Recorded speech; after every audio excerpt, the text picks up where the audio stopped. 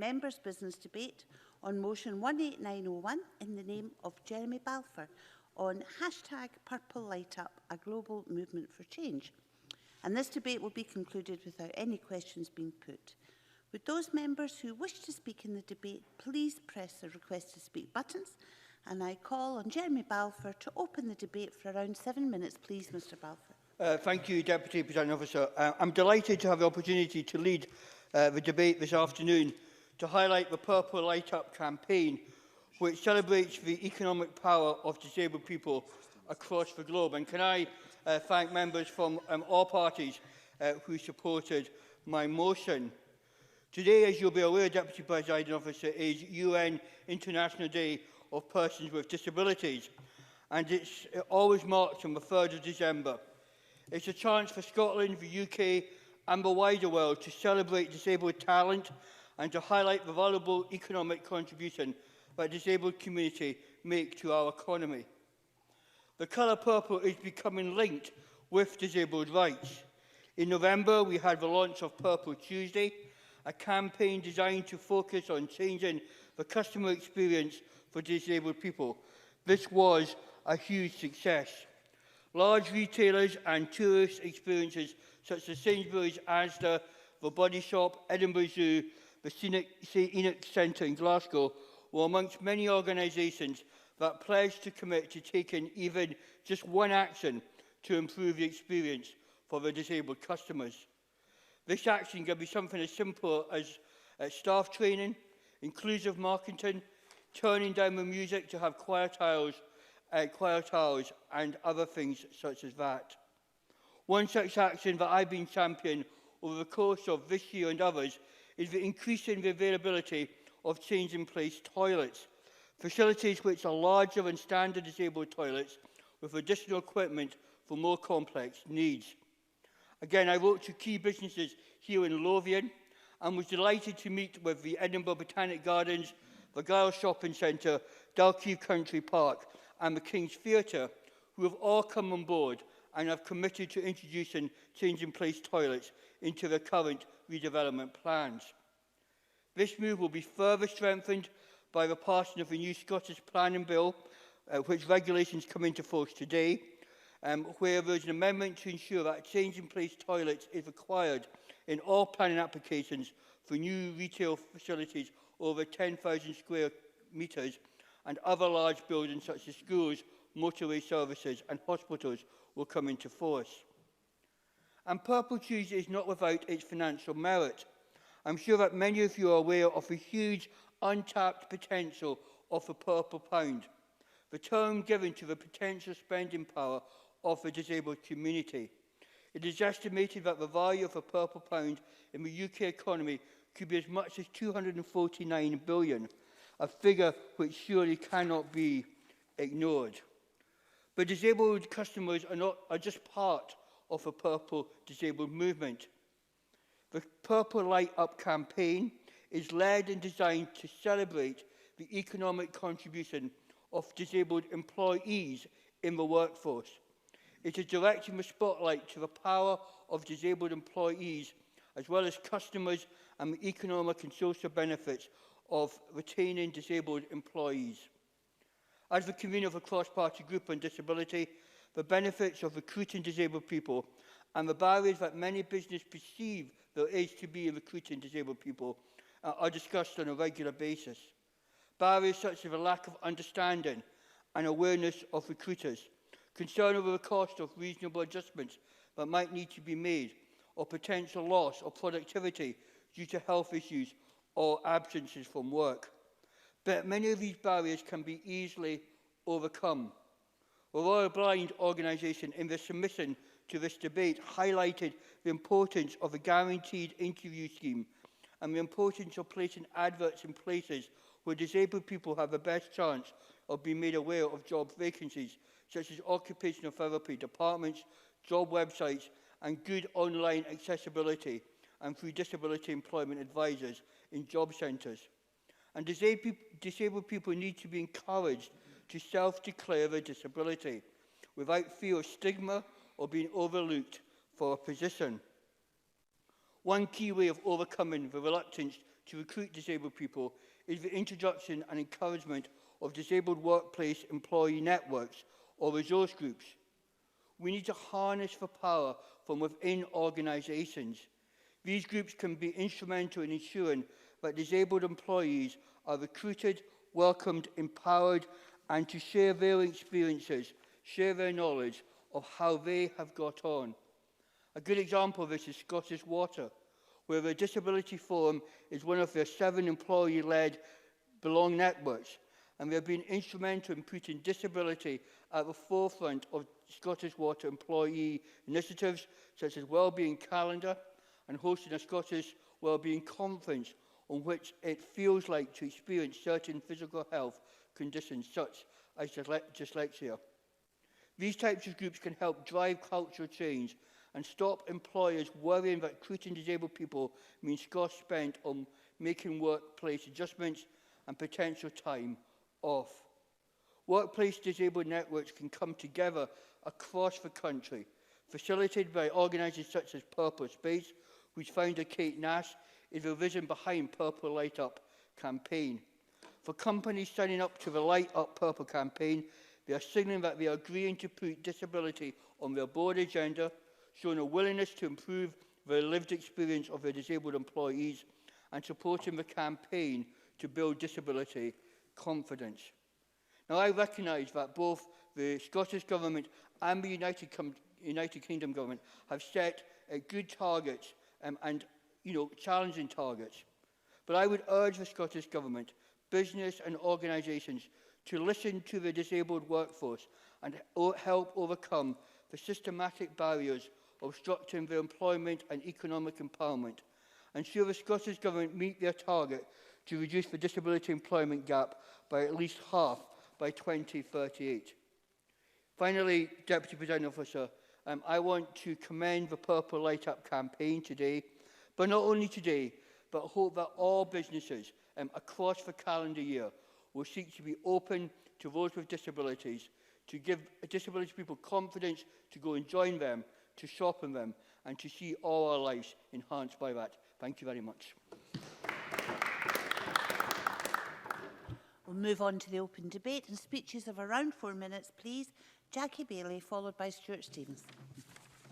Thank you very much, Presiding Officer. Let me join with others in congratulating Jeremy Balfour in securing time for this debate. It is, of course, as he said, the UN International Day of Persons with Disabilities. Observed each year since its inception in 1992, the UN theme for this year is about promoting the participation of persons with disabilities and their leadership, taking action on the 2030 Development Agenda. This is about the empowerment of people with disabilities for equitable, inclusive and sustainable development, pledging that no one should be left behind. Of course, the Purple Light Up campaign links with the UN Day to celebrate the economic power of disabled people. It is very much about changing culture and valuing the contribution of disabled people to the workplace. And I look forward to seeing many of our workplaces lit up in purple today. But I want to highlight a project that breaks down the barriers and challenges the notions of what disabled people can achieve and challenge the notion of the type of jobs that people, particularly with learning disabilities, can do. And the project I want to highlight is called Breaking Barriers, the first of its kind initiative delivered by Enable Scotland, the University of Strathclyde Business School, Scottish Power and Marriott Hotels.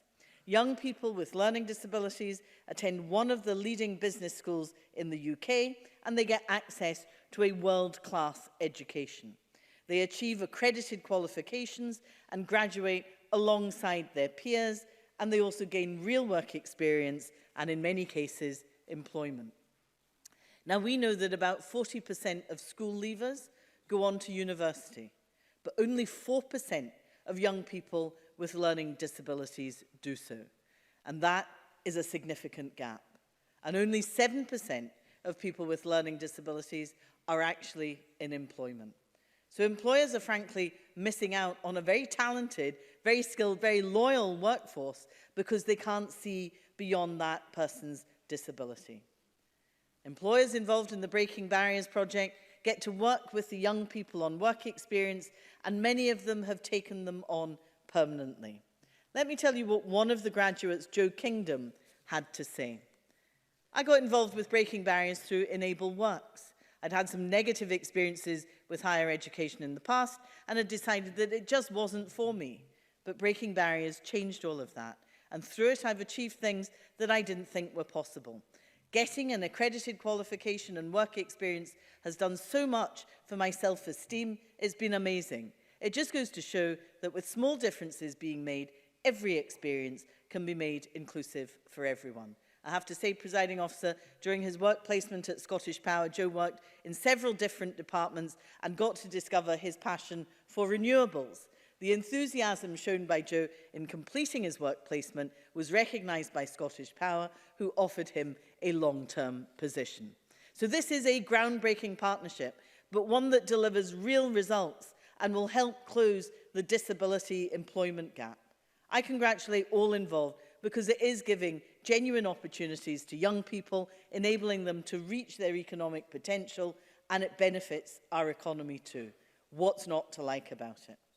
The second cohort graduated in November, and I understand that it will run again in 2020.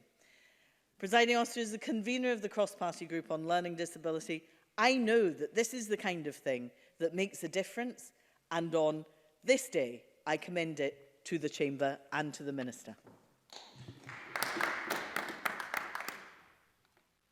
Stuart Stevenson, followed by Jamie Halcrow-Johnson. Thank you, Presiding Officer. And firstly, my congratulations and thanks to Jeremy Balfour for securing this debate. I, like others, welcome the opportunity to celebrate the important work of the Purple Light Up campaign to highlight the talent of disabled workers and what they bring to the workplace. And let me just make an obvious point. Disabled workers might be a single label, but it hides behind it a vast array of different disabilities and talents, and we should not imagine one label is something that covers it. And I want to just talk about one of my late pals. He died 3 years ago, who was a pal, he was a colleague, and he was a political colleague, a great political campaigner, Brian Rattray. When I joined the Bank of Scotland as a trainee programmer in 1969, Brian was already in situ, working as a programmer. He was totally blind. He'd had an accident at about the age of 12 and become blind. And I was ensconced in this room in a rather cold building in George Street, Edinburgh, and learning how to do computer programming. And there was this guy, came in, he was always silent, went across the room, sat down at a card punch machine, punched away his programs, took them out, and just walked out. And I, being the new boots, my first week at the bank, he ignored me totally, and I said nothing to him. And it was very cold, and I moved the 2-bar electric fire the bank in its largesse had provided for heating the room a little bit closer to me. And the next time Brian came in, he walked straight through this.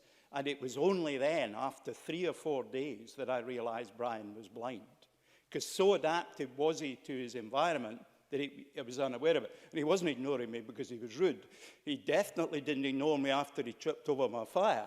I got a volley of abuse that would have done justice to anybody in the shipyards of the Clyde or many of our industrial factories. Brian, too, never let his disability get in the way of doing the job that he was doing. He refused for years to have a dog as a guide dog. He walked along the street. You couldn't keep up with him, how fast he walked, just waving his white stick. And on one memorable occasion, he walked over, and that's the only way I can describe it, the chief executive of the Bank of Scotland, who was coming the other way, and didn't quite dodge out the way quick enough. And Brian just walked over him, swore at him, and continued on. And that was the way that Brian treated life. But his blindness meant something very important that made him extremely valuable to his colleagues. Because it was difficult for him to go and read all the technical manuals related to the job that we had to do, he basically had memorized them all. So whenever you had a question that was technical and deep and you needed an answer to, you simply went and asked Brian. So Brian was genuinely the brains of the outfit and the memory of the outfit. And he's a person whose memory I will treasure forever.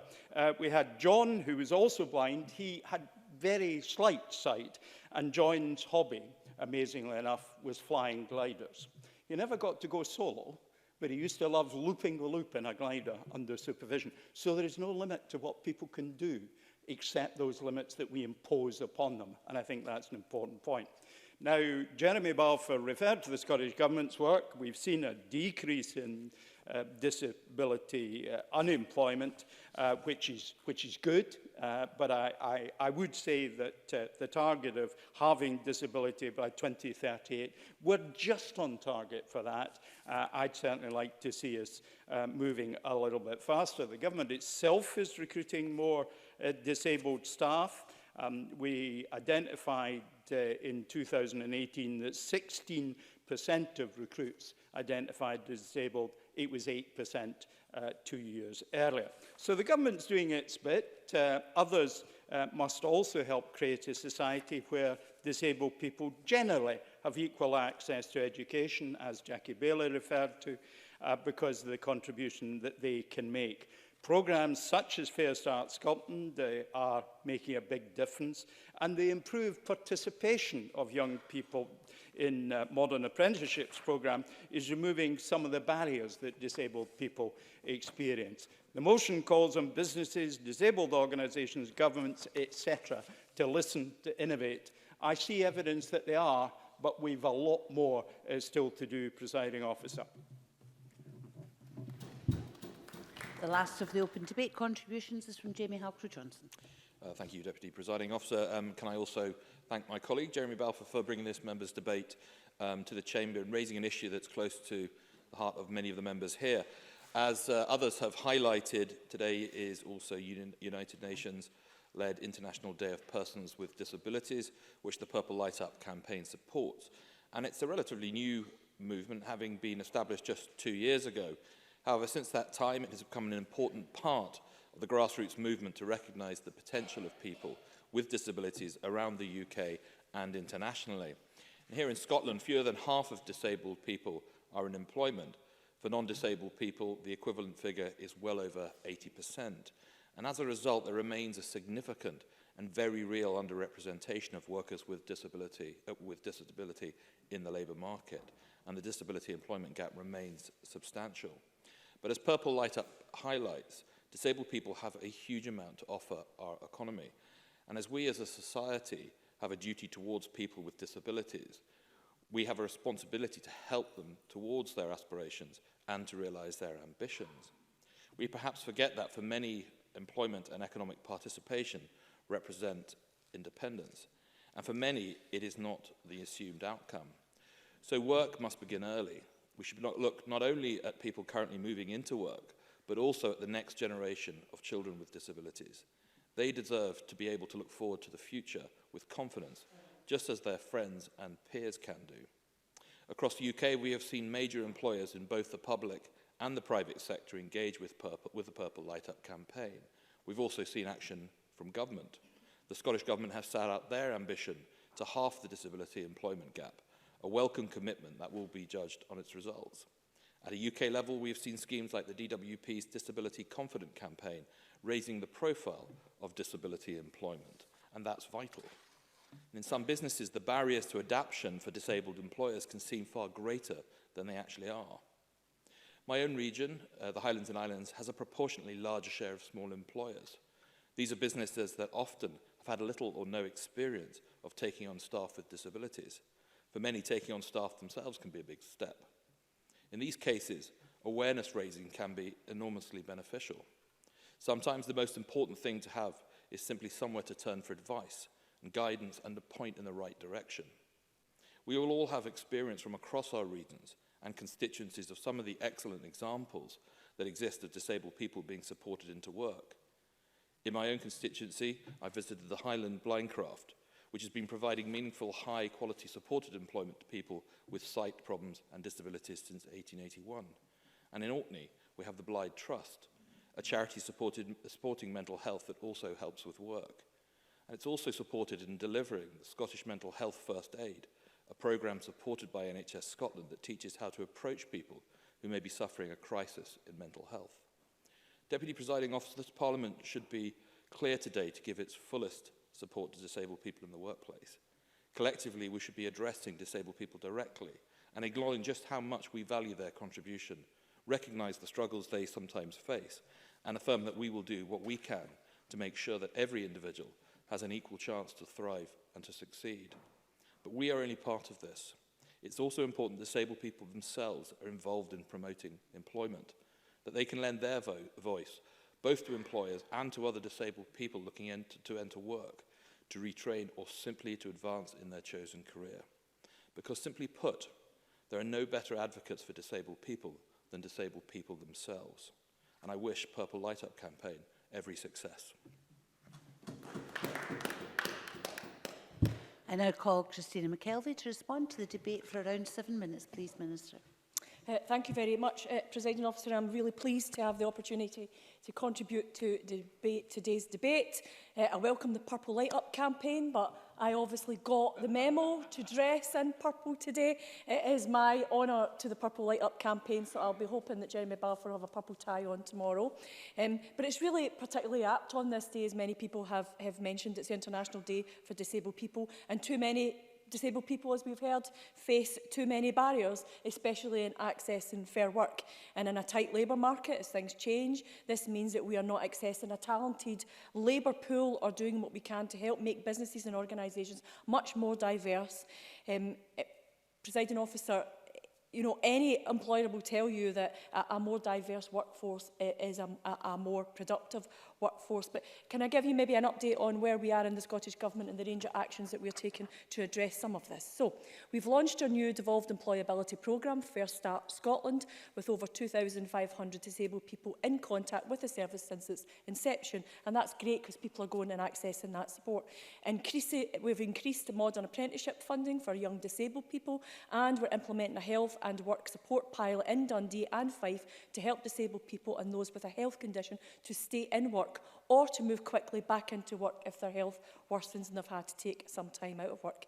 In December 2018, we published an employment action plan which sets out how we and our partners, because that's going to be a key element I'll come back to in many occasions about our partners, intend to have the disability employment gap by 2038. This is a big challenge, we're in no doubt of that, and if it was easy, we would have fixed it already. But it takes a significant change in the way that many perceive disabled people and their contribution to the labour market. And it is possible, absolutely is possible. We've heard of some great examples here today, especially when we all work together to create that change. Stuart Stevenson talked about ability and talent, which sometimes, when you talk to a person with a disability, they keep talking about my disability, not my ability. And it's about changing some of that narrative. But he also spoke about the need for understanding and enabling a workplace or community and the environment to be much, much, much more inclusive. We continue to work, and we are incredibly grateful for the guidance and expertise of our disabled people's organisations, the third sector, trade unions, local authorities and employers, and I'll come back to some of them in a second. We also know that business and disabled people themselves need the right support at the right time in order to fully realise that opportunity. And Jeremy Balfour talked about workplace networks and how important they can be and how they can be a real driver for change and support both the employer but more importantly the employee. So our plan includes commitments to support employers to improve employment practices and provide inclusive workplaces. Scottish Water is a great example of that work. They help disabled people access the right support to enter fair work, so getting that help at that early stage, and support all disabled young people who want to work too. So we're also tackling the cross-cutting issues that face many disabled people, including child poverty, by investing £6 million of additional resource to support disabled parents into work and give them that support for their families whilst they're there. And we will also support employers by investing up to £1 million in the formation of a public social partnership to bring employers together with disabled people's organisations, the third sector and government to co-produce a range of pilots to ensure that employers are provided with the support and expertise they need to attract, recruit and retain those talented disabled workers. And Jackie Bailey and a number of others, including Jamie Halcrow-Johnson, mentioned about participation and how important that is, and that's why this piece of work is being done in co-production with all of them. And can I pay tribute to the Glasgow Disability Alliance and their work in participatory budgeting, getting right into the nuts and bolts of where are you spending your money, government and local government, and what difference does it make for me? They've done an amazing work there. Jamie Halcrow-Johnson also talked about the duty to help people towards their ambitions to work, and I would hope that work like that would reassure him of that action and ambition. We will also improve employers' ability to hire disabled people by investing £500,000 to develop a pilot aimed at delivering similar support as access to work to those who are undertaking work experience or work trials. That can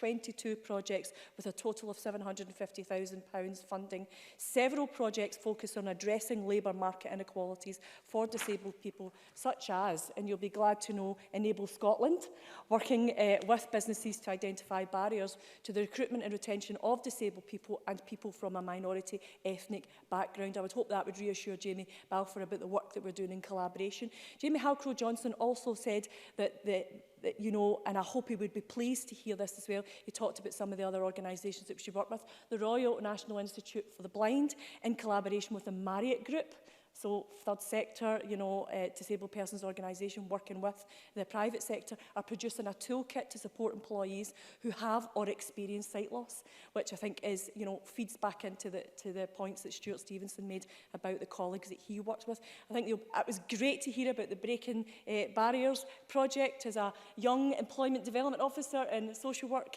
we were always really keen to see this. And Jackie Bailey said those small differences being made to Joe and his opportunities in the workplace is brilliant to see, and she'll know the keys to life focus on some of that work, working with people with learning disabilities as well. My colleague, the Minister for Business and Fair Working Skills, recently launched the new expanded Workplace Equality Fund, which will see us funding 23 projects. Stuart Stevenson mentioned the fact that we need to do more faster. Hopefully this will trigger some of that, and that again has got a particular project, one project which will see the Royal National Institute for Deaf People working with private business to improve their confidence to recruit, support, retain and support deaf and hard of hearing individuals within the workplace. Jeremy Balfour talked about retention. The Scottish Government has just published its recruitment and retention plan, because we should lead by example, shouldn't we? And we're doing some of that in government and the civil service right now too. The key purpose of that commitment of this government is to ensure that we create a more successful Scotland with opportunities for all that live here, but focusing on people's well-being and fostering sustainable and inclusive growth. And talking about inclusive, changing places, toilets. I have to pay tribute to PAMIS and the work they've done, and the great work that I was able to do with him to fund PAMILU too, and to look at all of the work. So the Science Centre, the National Galleries, lots of other organisations, including the one that Jeremy Balfour visited, working alongside PAMIS, to create the opportunity where if you go to a place and you've got the right support, you can go and spend your money, and that economic boost that disabled people can bring to the economy. They're allowed to participate. Excuse me, Minister, I'll give you some more time, that's not an issue. Could you two at the back go somewhere else and talk?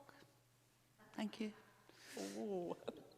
Christina McKelvey. I'm almost finished anyway, Presiding Officer, because we've heard a lot from members across the chamber today about the things that we need to do and the things that we're already doing. But the key part of all of this is that partnership working. Absolutely the lived experience, and that's why we are so grateful to our DPOs and all of the other organisations that work with us. If we achieve this goal, Scotland will be a world leader in terms of diversity, inclusion and human rights, but more importantly, disabled people will be able to live their lives independently with the support that they need to do that as necessary. Realising this ambition, Presiding Officer, requires an all-Scotland approach, and that's why that participation and partnership is so important. I welcome the support across the chamber from everyone here who have worked endlessly on this stuff. But, always keep on the toes of government and on our heels to make sure that we are doing more and doing more faster, but doing that in partnership with the people that matter, and that's the people who are disabled people and their organisations in Scotland. Thank you so much. That concludes the debate. The meeting is closed.